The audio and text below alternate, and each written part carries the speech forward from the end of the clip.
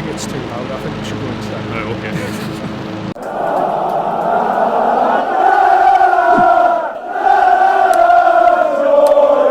Geordie Journo's take two from inside the bowels of Anfield, where Newcastle United have been beaten 2-0 by Liverpool in the Premier League. Shock. Inevitable, yeah. Newcastle never get results here and never felt like they were going to get a result today. I said twice to you, we could have filmed this video without any details, but before the game, and it probably would have turned out quite similar to what we're talking about now.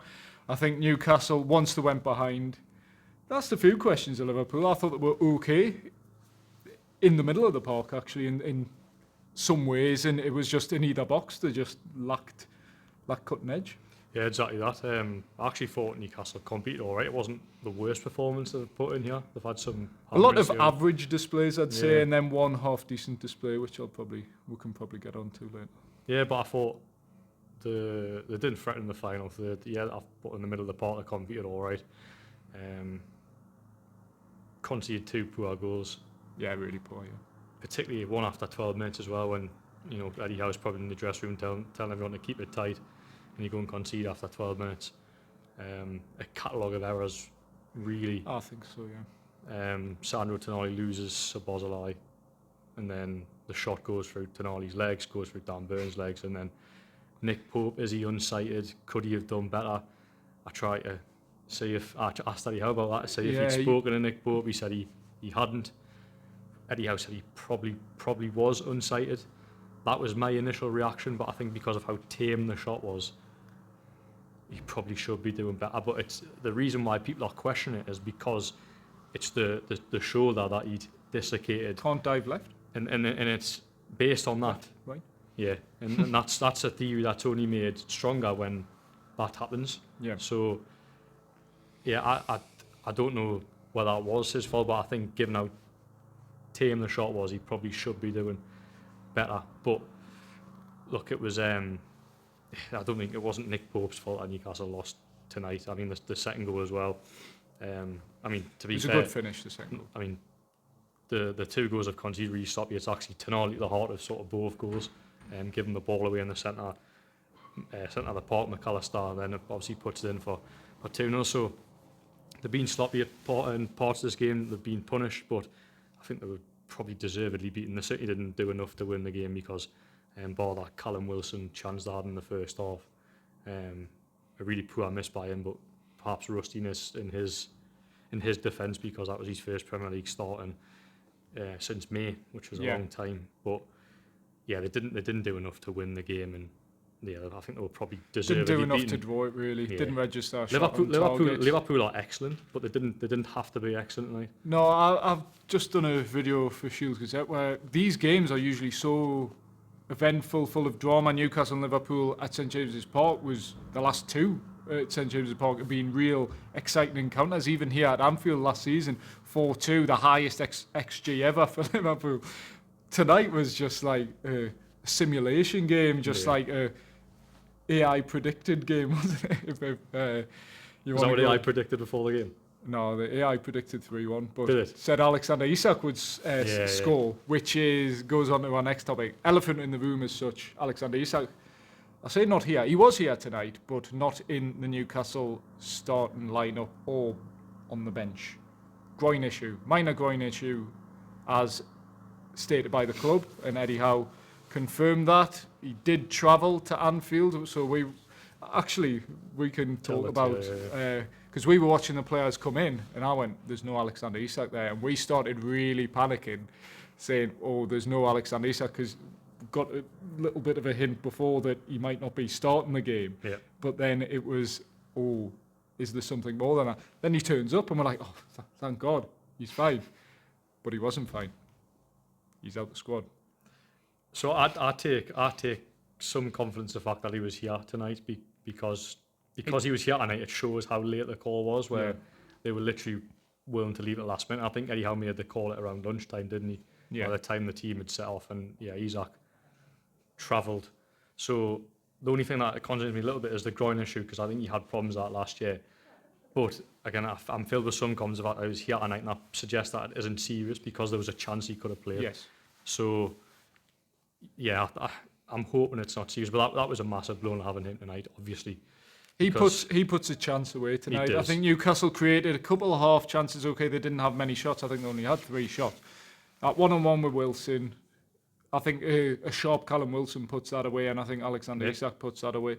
But just little sort of loose balls in and around the penalty area. It got scrappy at times. I think Alexander Isak possibly gets on one of those away, and things are different. But ultimately, that wasn't the case. Eddie Howe said, obviously, a striker who's scored 21 goals this season, you're going to miss. Newcastle missed Alexander Isak massively, but just going on what Eddie Howe said after the game, he said a decision was made because we've got some very important fixtures to come. So I think the thinking behind Alexander Isak tonight was probably, look, this is a game, even if Alexander Isak starts, he's going to get battered physically by Virgil van Dijk and Konate. He may score, we may get something from the game, but at what cost almost? Yeah. And if he's not fully fit, how effective is he going to be? Whereas if we're resting tonight, it's 11 days to our next Premier League game. Okay, Brighton, a big game on Sunday in the FA Cup, but West Ham, a week on Monday, and then the big one, the Carabao Cup final.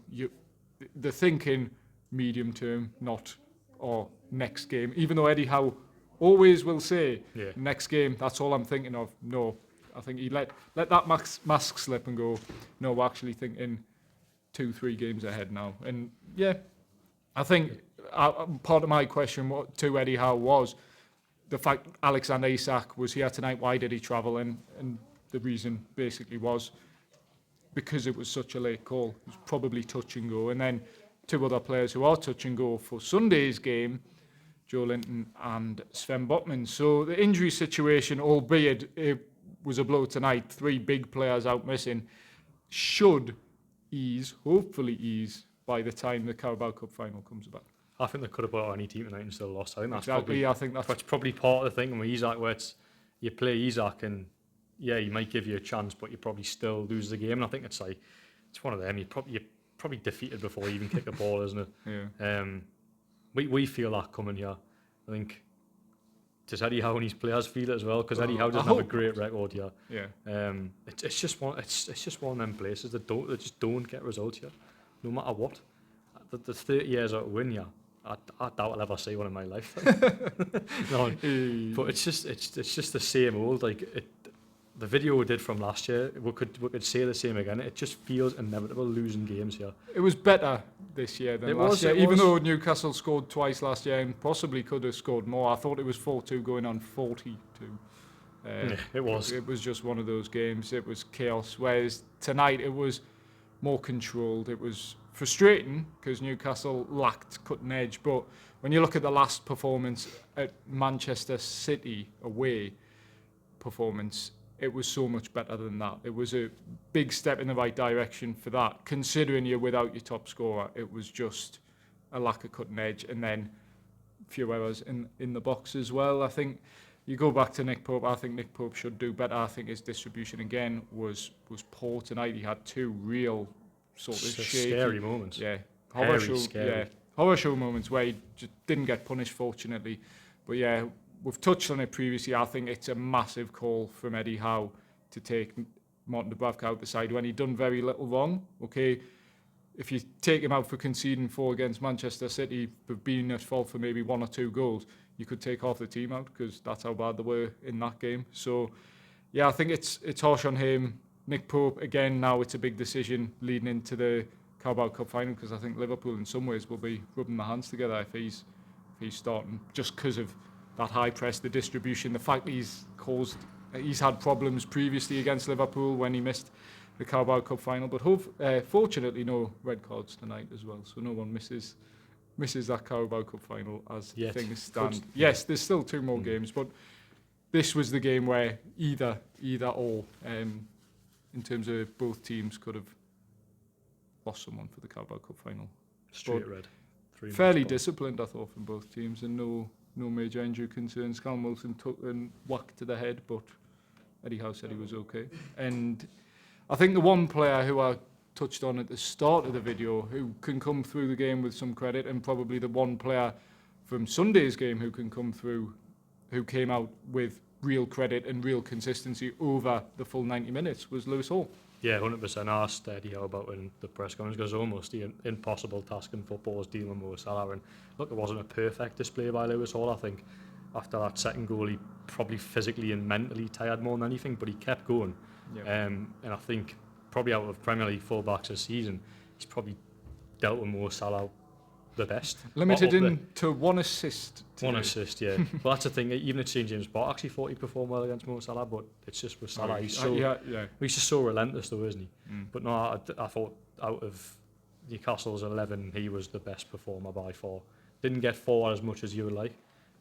After Saturday's display, when he got those, I say 3 assists, but he played a role in all 3 goals. Didn't get forward as much tonight, but stuck to his task. And I think, a year ago we were sort of questioning Lewis Hall's defensive ability, and I do think there's question marks still there, because he's still young, he's still learning. Yeah. But you can take big confidence in the fact that he's kept a player with Mo Salah's quality quiet. Yes. And on that note, we'll have a word from our sponsors. Comply IT Limited. Worrying about disposing of your old IT equipment? Don't be. Comply IT handle everything. Secure collection, detailed tracking, and certified data destruction. That's Comply IT Limited.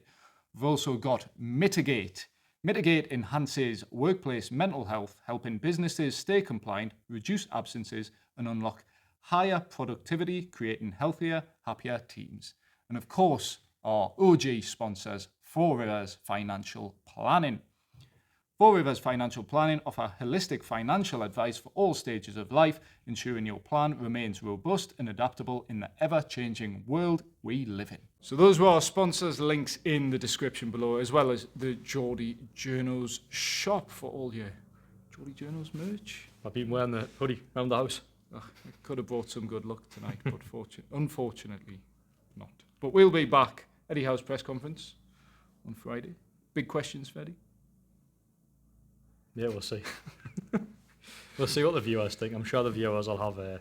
Well, there was something interesting. Newcastle obviously changed formation tonight, actually, where Anthony Gordon played through the middle with Callum Wilson. That was part of Eddie Howe's thinking with no Alexander Isak tonight. It just didn't really work, ultimately, didn't it? No, it was like Anthony Gordon in a central position, wasn't it? And Joe Willock drifting out left. But yeah, Anthony Gordon, I think there was a determination there from Anthony Gordon. I thought he was all right. It didn't falter. I think that the closest he came to threatening all night was when he banged the ball into Szoboszlai's face from a free kick. So, no, it's just, they try to deal without having Isak. Callum Wilson, would have had a tough task playing the front by himself. At least Isak, he can drift into the pockets. Obviously, Callum Wilson's a very different player, so Eddie Howe tried to get players close to Callum Wilson. It just didn't work. Newcastle were deservedly beaten, in my opinion, albeit it wasn't the worst performance in the world. And on that note, we'll end. About to get kicked out here from Anfield, so slightly shorter video compared to usual, but time is of the essence, Jordan. We've got to get away back to our digs in Liverpool. And we'll see you back at the Newcastle United Media Centre on Friday, where we'll hopefully get some stuff to talk about from Eddie Howe ahead of another big game for Newcastle United against Brighton at St James's Park on Sunday. Thanks for watching. Please remember to like, comment, share, subscribe for all your latest Geordie Journos content. We'll see you on Friday. Cheers.